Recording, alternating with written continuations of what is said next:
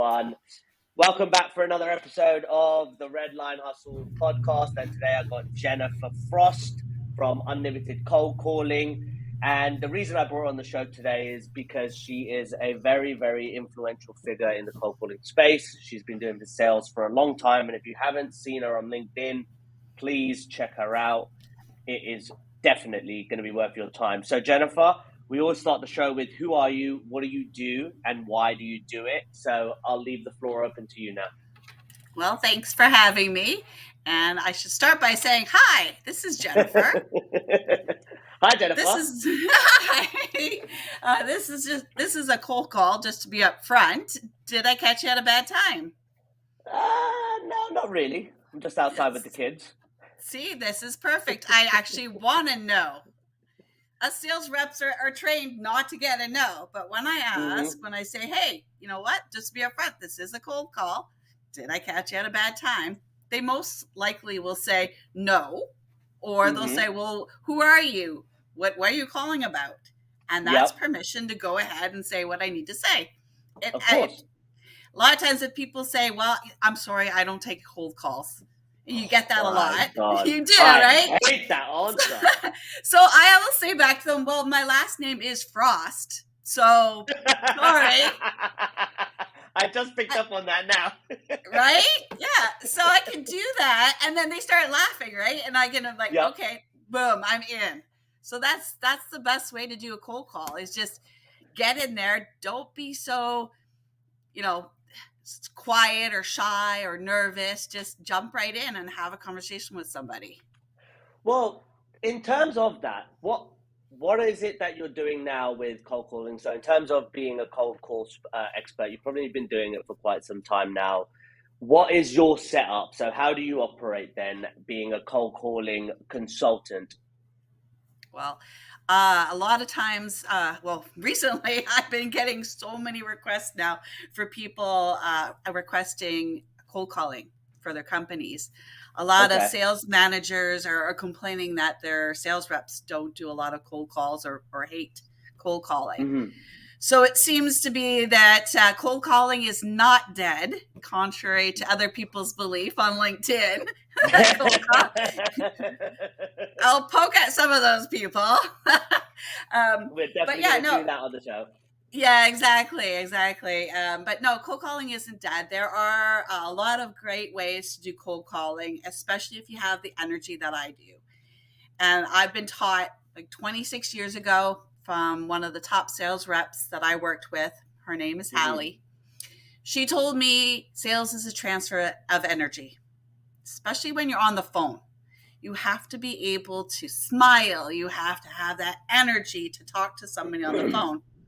And yes, after the 1,500 cold call I did today, I really get I'm tired. I'm exhausted.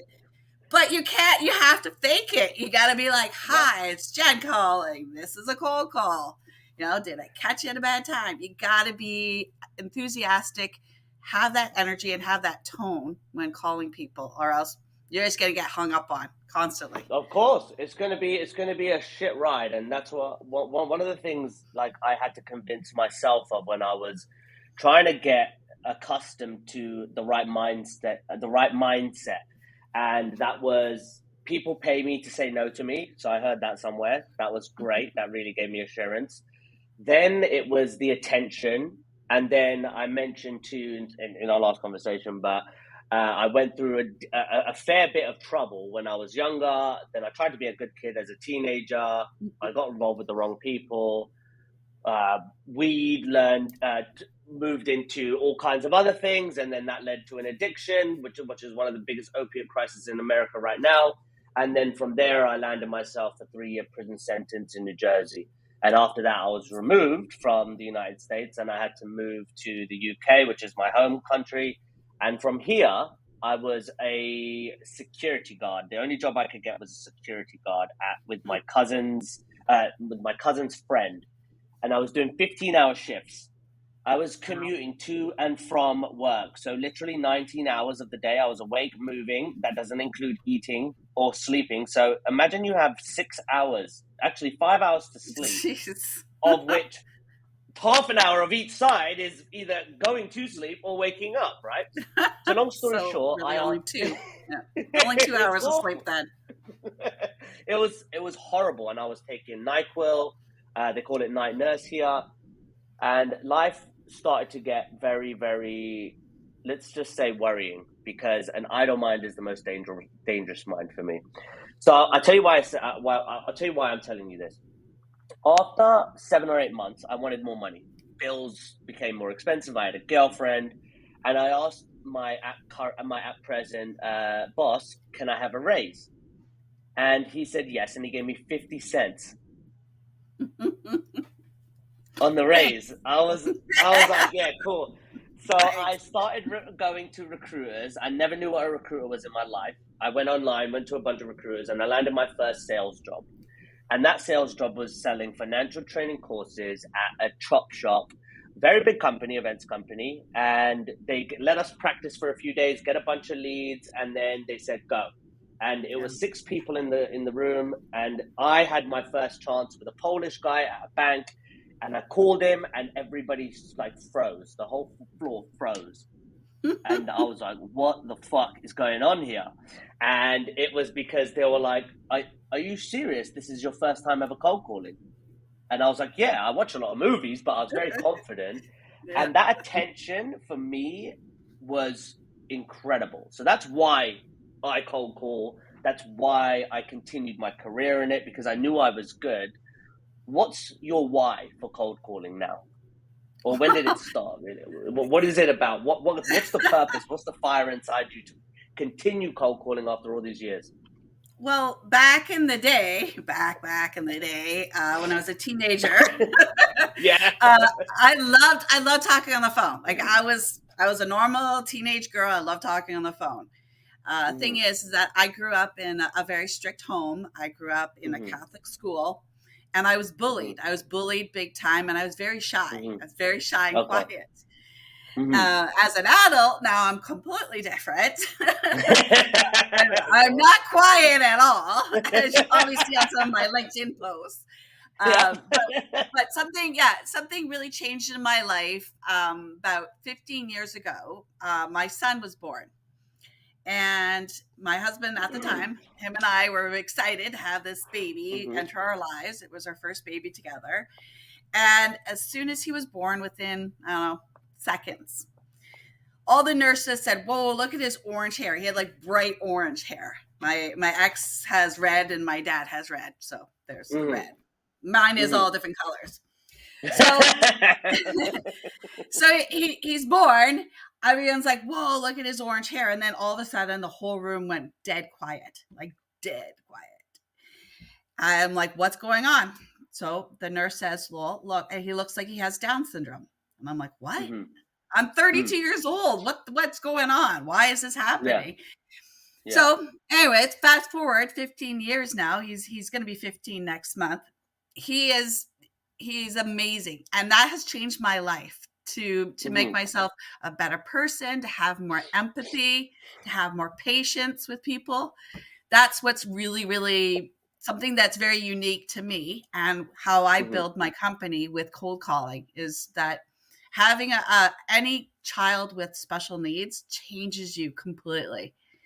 And Mm-hmm. that's what my drive today. I have a daughter who's 13, bless her soul. Mm-hmm. She's just like me. So I'm like, oh, great, right? She's awesome. She wants to pick up my business when she gets older as well. She's like, "Mom, I want to do what you're doing. You're making money by just sitting there talking to people all day long." And she's heard me do my scripts. I even Yep. practice on my scripts with her. So, you know, I love both my kids. They both are a part of my business, and they Mm-hmm. both have something to give to me to provide energy and to push me to be a better person and to do a great business in cold calling. Wow. Yeah. That's probably the most. That's probably the most touching reason for doing this I've heard on the show. Like a lot of people have. I've got 35 episodes now since doing this in March, April, May, March was when I started it, and then May is like when it really kicked off. And the reason it kicked off for me, I went through a massive life crisis, literally like in the past 3 months. And long story short, my wife and I got into an argument. We were on holiday. She came home. I came home after it. I was arrested at the airport. Okay, for false charges. They've been dropped. Then after that, I was basically homeless, and my wife had taken my child. Basically, put a restraining order on me, so I couldn't speak to them. And Jeez. then I was renting Airbnbs. The first night I had a hotel. It was £150. Then I spent £450 on an Airbnb the following week, and I was so like distraught and shocked from what had just happened. I needed something to occupy me, and I had basically let all of my team go. I had moved some of my team into a business with an investor that I was working with, and then the other part of my team, I had said, look, you guys need to go your own separate way. And Redline, speaking to people that are really like senior in the industry, they've done incredible things. That's kind of the only thing that it kind of excites me now. It's the only thing that drives me. And I was on yesterday's show. I've done cold calls for the past, better yet, 10 years. And I know I'm great at it, but my why in terms of right now had happened to come from this little instance or this crisis that I went through. But because of my energy, because of cold calling, because of resilience, because of all the shit I went through, I'm able to bounce back and come 100 miles running, right? So that's kind of where I come from in this. And another major point that we go over in this show is about failures. Like some people say, I don't even have failures. I don't look at it as failures. I look at it as setbacks or learnings. And yeah, I get it all. But there's usually something that you go through, right? There's usually one specific moment that you vividly remember, and it's like a switch, right? It goes on. And I think when one of my switches, I joined a company called C5. It was just after leaving that first sales job where I had got the recognition. They started promising me an office in Dubai. They never gave it to me. So I went and got a job at another place. I did 4 days of onboarding, which was learning material. And on the first day, I booked a chief officer of something I can't remember, of Shell for a delegate pass. And bosses were fucking scrambling, right? They were scrambling around. I don't know what the hell's going on. I didn't think he was going to book something on the first day. And that was where I first started to fly. That was where I first started to get awards. And one of the failures I had was gambling with that job, because that was the most money I'd ever earned. I started to get loans, credit cards, everything. I wanted to move into sponsorship. So I was a delegate salesperson. I wanted to move into sponsorship and sell sponsorship for events. My boss at the time said, no, I think you should stay here. I basically told him to fuck off.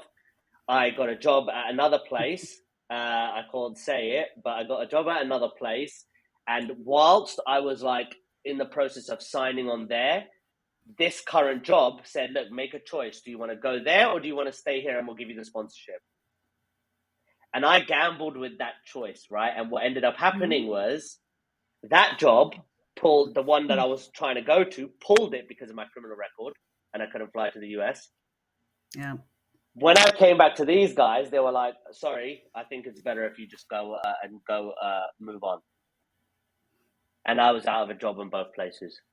Oh, no. So that was a massive like hiccup in my life. I was jobless for a few weeks. I managed to land another job, thank God.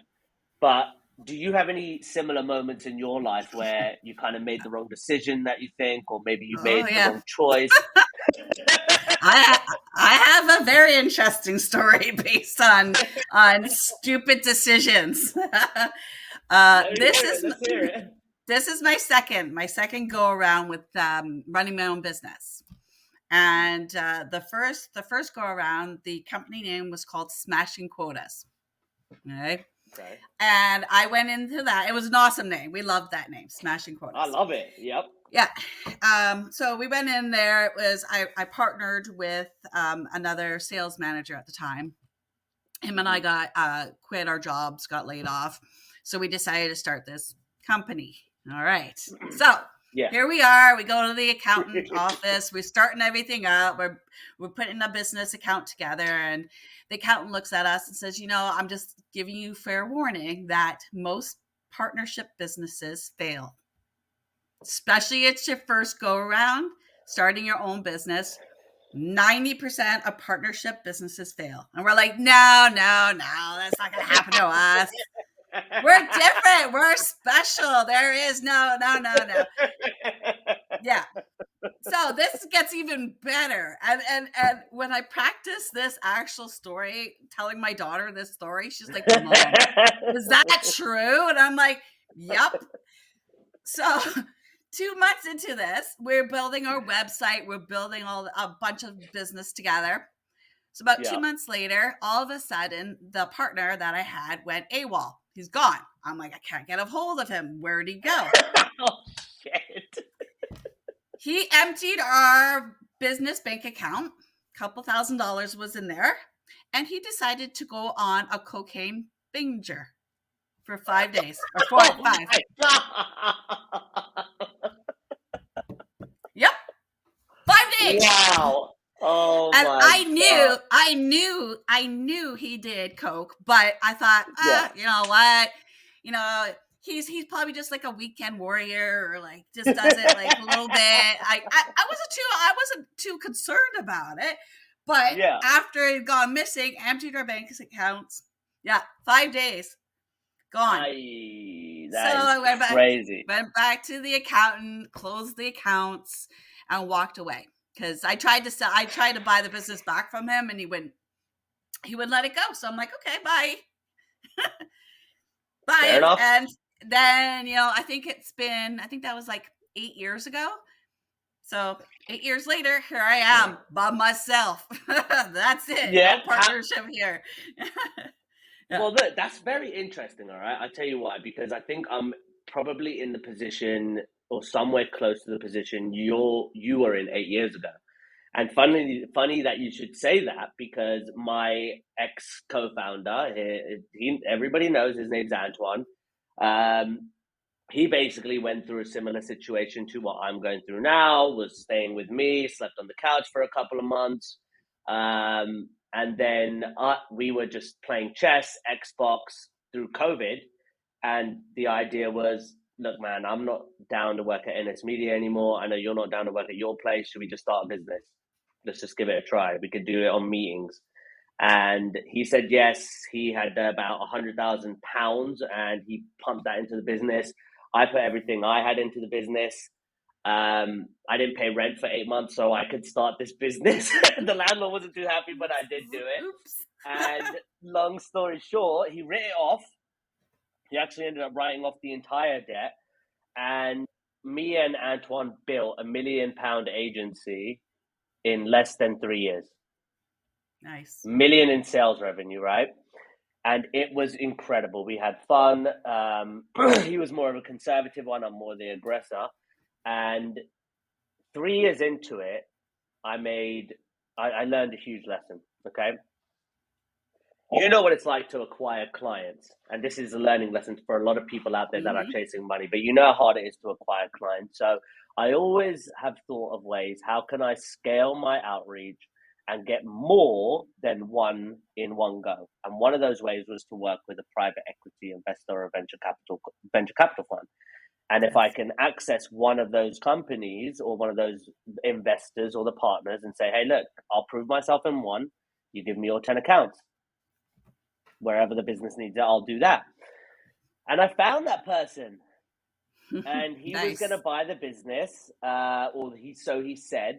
But when it actually came to the point, I made a decision based on a number of conversations with him to pass over some of my team to him. And then, like I said, let go of the team that wasn't performing.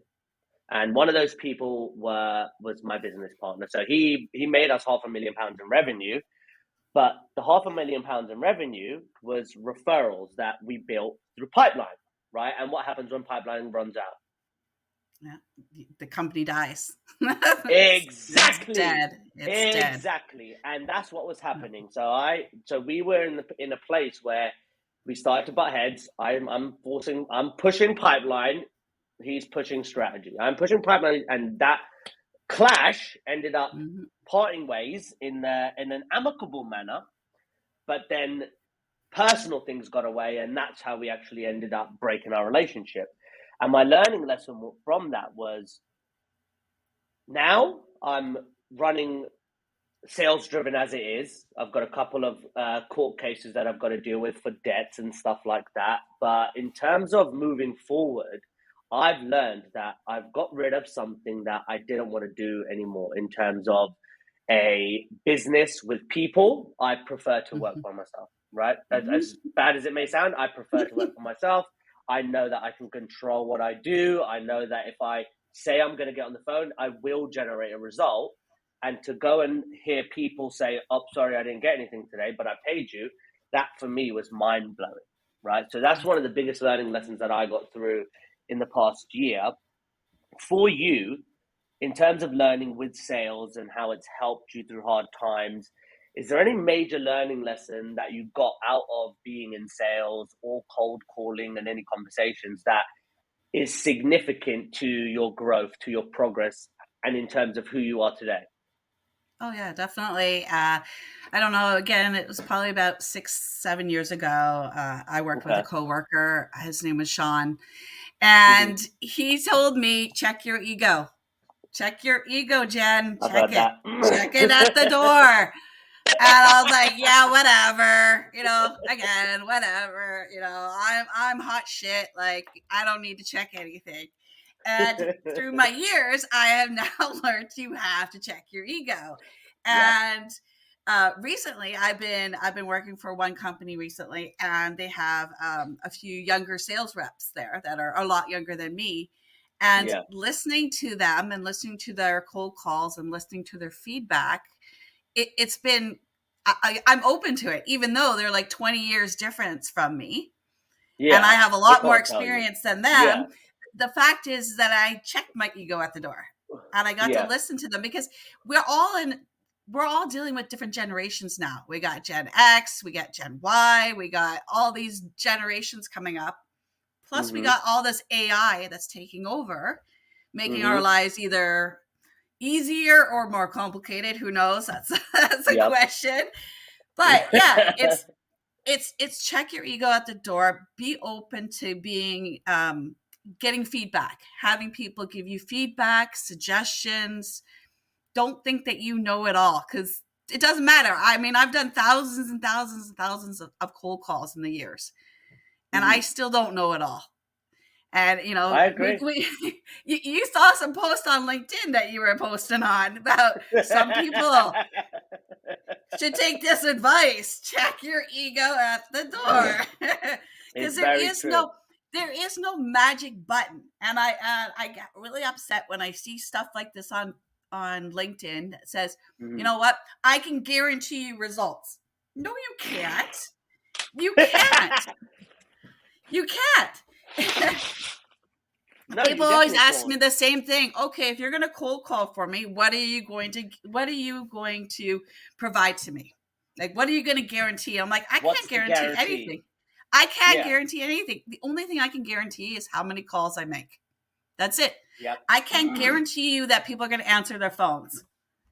Don't matter if Yep. you want to use a pre list that's already been pre-qualified. Doesn't matter. The only way to learn if someone's going to answer their phone is actually calling them.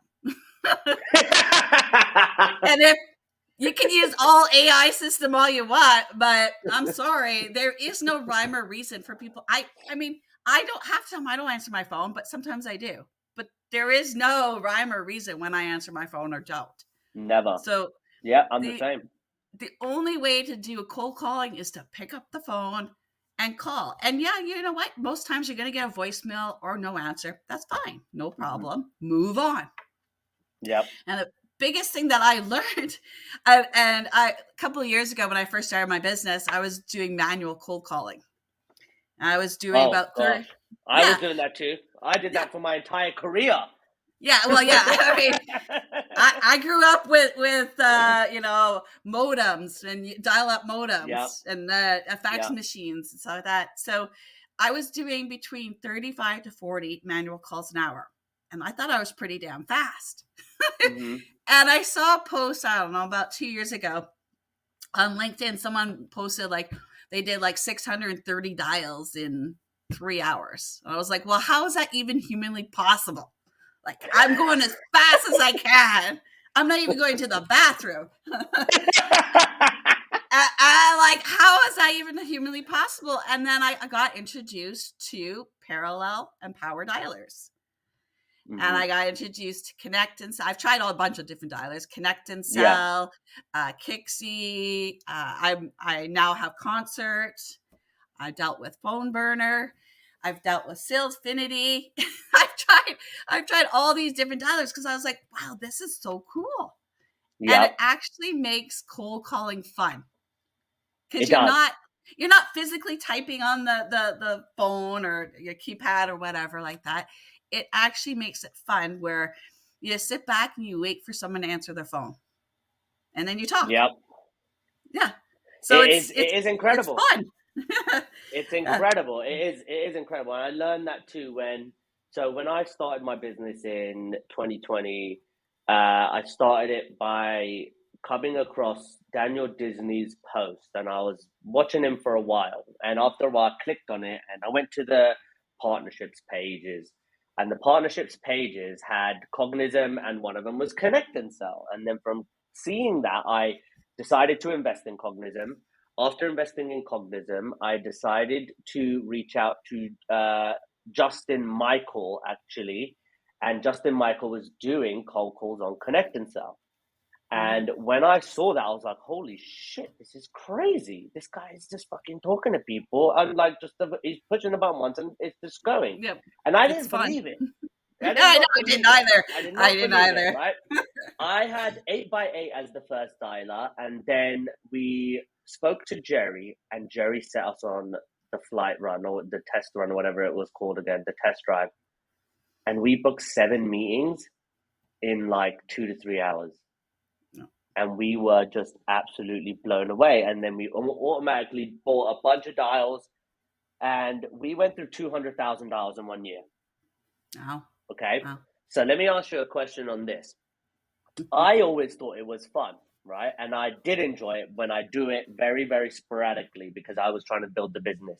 However, there came a point where one of the reps that was working at the business, we asked him, "Hey, look, just get on. If you want to make sure you're successful, you need to build pipeline. Get on Connect and Sell. We'll give you the dials. You go through the whole day, and you should be able to book 3, 4 meetings a day. With your skill, you should be able to do that." He quit because he got so burnt out on waiting for the beep. And then Jeez. after a while, yeah, the data started to dilute, and then Sure. it got Yeah. worse, right? Yep. And then you burn out of the data. So how do Yep. you combat Yeah. that type of fatigue when you're going too fast? Yeah. No, and I hear you. Actually, the number one, what's the word for it? The number one issue that a lot of these people that hire me to do cold calling have is providing me with a list. And Yep. it seems very hard nowadays. You have all these list providers out there, and they're crap. I mean, it drives me crazy when I call on a list that someone gave me, and the gatekeeper says, "Oh, this person hasn't been here in 5 years." It drives me crazy because that means that file, that prospect's name, hasn't been touched by that data provider in 5 years. They haven't updated it. And there's no excuse for that if you're using a parallel dialer, because you should That's be very able true. to clean up that list, right? Of So course. as far as burnout is concerned, I actually do a mixture. I do the parallel dialing, and with parallel, Okay. you can't go through IVRs. You can't go through phone trees. So then you got to switch it to go through phone trees, which is 1x1 dialing, which Concert and other dialers allow you to do. And I tested it to see, I did manual calls versus using the 1x1 dialer in an AI, like in a Mm-hmm. dialer. I could still do 10 more calls faster using the AI dialer one by one than I can do it manually. Okay. So that Of being course, said, yeah. that being said, again, we're dealing with a whole bunch of caller ID issues and spam and all that stuff. There is a whole bunch of those issues going on. So after I run that list through a parallel, then I'll run it through a one by one. Then at the end, I will manually call some of those calls on my on my actual cell phone. So it's changing the caller ID, plus I'm manually, instead of the dialer deciding to disconnect me after 30 seconds of ringing, I can then, I can sit there for 45 seconds if I want on my cell phone. So that's very interesting. That's very interesting how you do that. So you've basically set up, because I'm just looking at it as a funnel. You've basically set up your own validation of leads, your own verification system through having three. Wow. Three options. There's three options. Yeah. And I tell people I put their leads into buckets. So buckets, like this person has never answered their phone. Like there's no answer, there's no voicemail. And I've tried 3 different approaches to on dialing to try to get a hold of them. So you should email or do something different than just phoning these people. And then I have the buckets where these people are just voicemail, general voicemails. There's like, I don't even know if this prospect's name is even there because it's general voicemail. And then you have direct voicemail where you have people's actual name and you're like, okay, I now know this person works for this company. But I use 3 different approaches with cold calling. So that way I'm getting everything. I'm getting all the data for you. I love it. Yeah. That is, unlike some other people on LinkedIn only use AI. Well, look, I think that makes all the difference in the world. It does make all the difference in the world because, again, people who understand that process will develop it themselves, whether you learn it or not. I think that's a little knack that you have to have inside you. And I'll tell you where it came from with me. So I never used Salesforce in my life before I worked at the most recent company I left. And before that, it was a CRM called like Ace or something, some bogus one. But we always had leads, and I made money there. Then I went to the company where we didn't have it. We didn't have anything in terms of technology. We didn't have anything in terms of LinkedIn. It was just Salesforce CRM, and you had to call from the MyTel phone.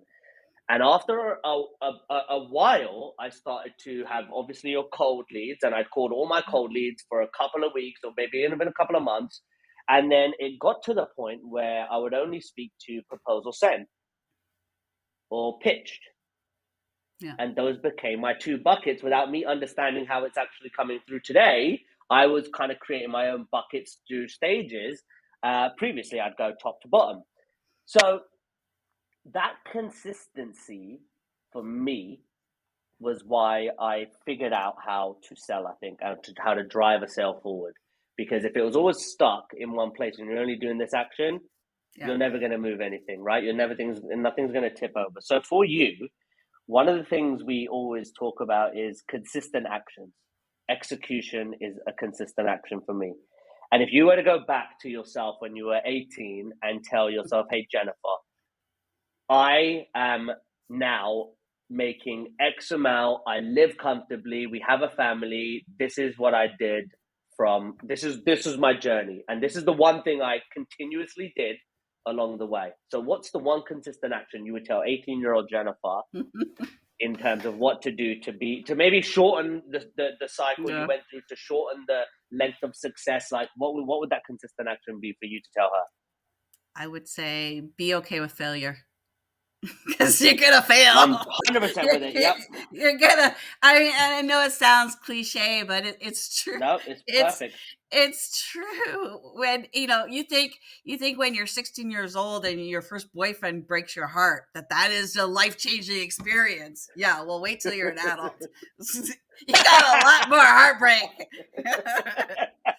There's a lot more. Yeah, it is. It's very true, and it's why I start the show with what is your biggest failure, right? So the way I look at what is your biggest failure or what are those failures called, I called it accelerated learning.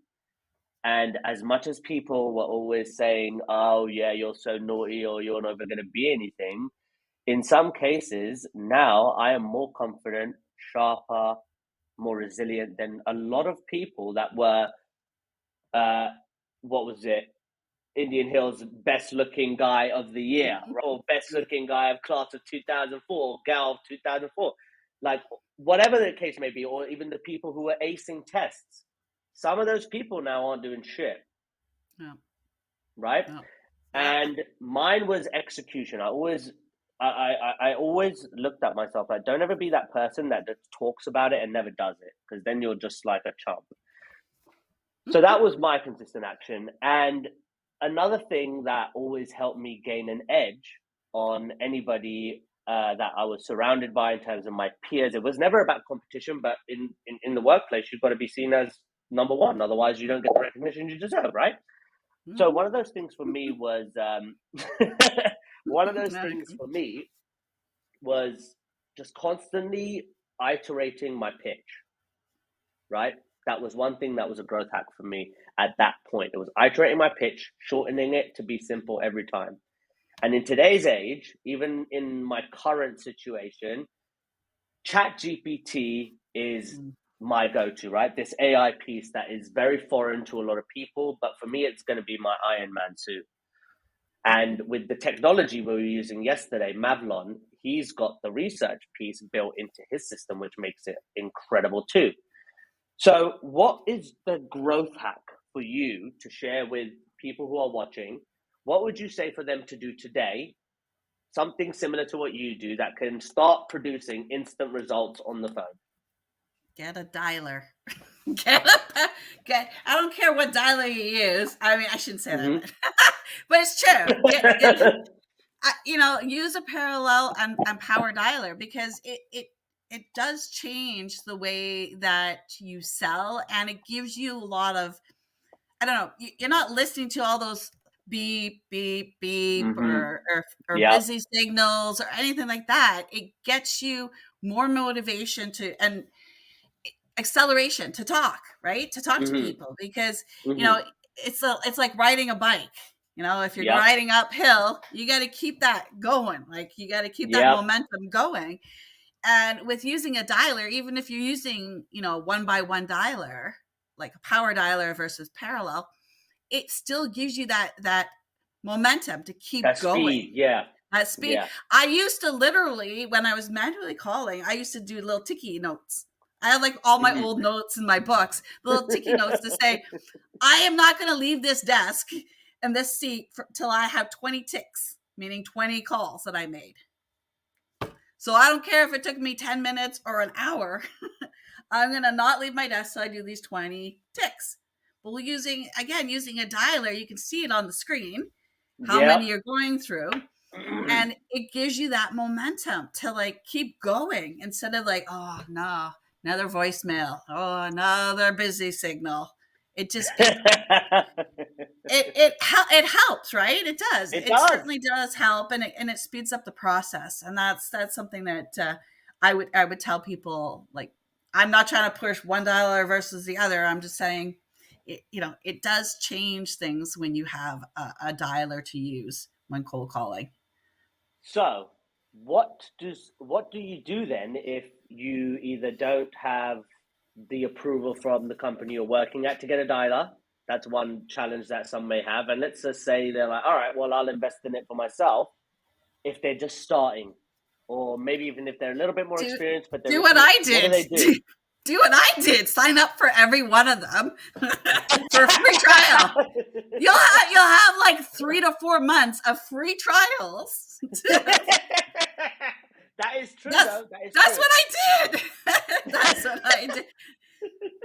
So who would you class as the top 3 then? Who would you class as the top 3 right now for you in terms of preference, ease of use, simplicity? Who are the top 3 parallel AI dialers?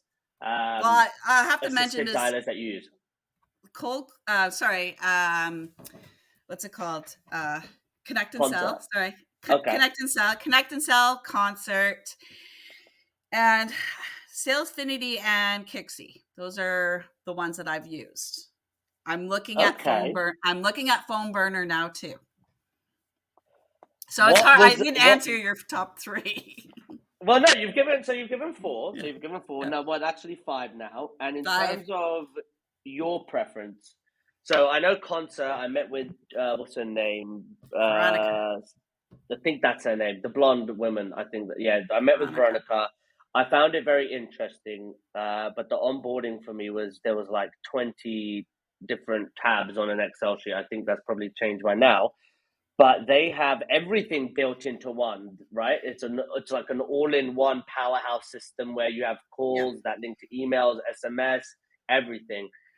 I find that very interesting. There's also Monster Connect, I think it is. Yeah, Monster I just Connect. I seen. believe that one. That one's extremely expensive. That one's. I think it's based out of the UK. If I might be incorrect, but they quote by dials, and I need unlimited dials. I need unlimited Yeah, dials. So yeah. each dialer that I've tried has their pluses and negatives. Like Salesfinity was great. It's just that they only allow you to upload one spreadsheet at a time. And because I work for multiple companies You need to together be able at to the push through. simultaneously, Yeah. I need to upload multiple lists at the same time into a dialer. So Yeah. it all depends on what you're looking to do for that dialer to do. If your lists are consistent of calling into cities or government offices, those are all IVR and phone trees. So using a Mm-hmm. parallel dialer is pointless. So you might want to look Okay. at something like Phone Burner, which is a power dialer, one by one by one. So you really need to look at what kind of calls you're making, what you're Mm-hmm. looking to do. Like I work for a POS company, a point of sale software company, and I'm Mm-hmm. calling to retail stores, and they all answer their phones. So, Wow. using a parallel dialer is pointless because they all answer the phone. You're calling into a retail store. They're going to answer the I think phone. that's very interesting, and I think there's definitely a conversation around that. And I think anybody listening that is either a business owner or an individual that is looking to implement a dialing system into their business, um, they definitely should be reaching out to you. So, if you were to advise or recommend, let's say, based on the funnel of doing a parallel set of dials, an AI set of dials, or power set of dials, and then a one by one set of dials to be the most cost effective and actually get some momentum. Let's say you had a couple of $100. Which three would you advise a single professional to pick? And then which three would you have a business owner to pick? Well, I would say concert, because concert gives you the opportunity to do a parallel and power dialer. So, and they have sequences, cadences. Okay. Yep.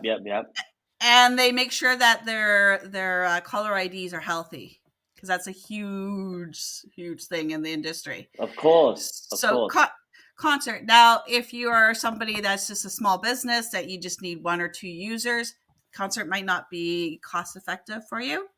So you might want to look at something like Kixie or Phone Burner, which is a lot less expensive than the fancy dancy concert or Connect and Sell. I think that is very, very interesting. And if somebody wants a helping hand, so in terms of everything that we've gone through, Jesus Christ, the way God, I'm all over the place.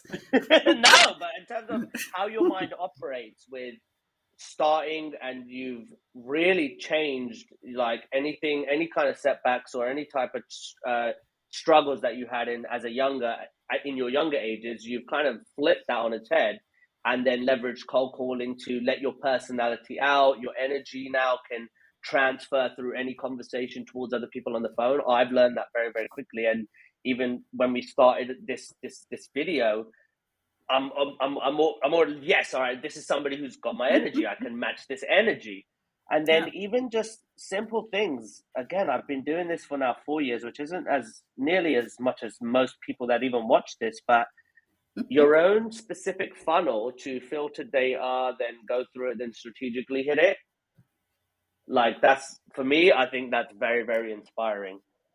And as always, everybody needs to remember that they need to be okay with failure. So if somebody is, or anybody out there is watching this and they want to implement a cold calling strategy into their business, how do they come and find you? Well, typically people have been finding me on LinkedIn because I seem to have that quirky sense of humor on LinkedIn. So most people are finding me on LinkedIn. I do have a website. It's coldcallingunlimited.com. So it's pretty easy to see. So LinkedIn or my website, coldcallingunlimited.com. That's where you'd find me. Well, look, I think it was an incredibly valuable show. I think everybody should have a lot of snippets to take away from this. And even if they're going to implement or start a phone strategy, this is the episode to watch. So, Jennifer, look, I know we had a rough start to getting the other system going, but we finally got it done here. There is no lag, thank God. There's no lag. And it's been an absolute pleasure speaking with you. Is there anything you want to say to wrap up the show? Yeah, hi, how are you doing? That's my biggest post. That's my biggest post on LinkedIn. Don't say, hi, how are you doing? It's very true. It is the worst opening. I used to scream at people for doing it. It's the worst opening you could possibly do. But look, Jennifer, it was an absolute pleasure. Stay on for literally a minute or so this can upload. But until next time, guys, if you found value in this episode, if you want to connect with Jennifer, go to our website and on LinkedIn. And if you want to see more of this, please like, share, and subscribe this and share it with your friends. Until next time, I'll see you again.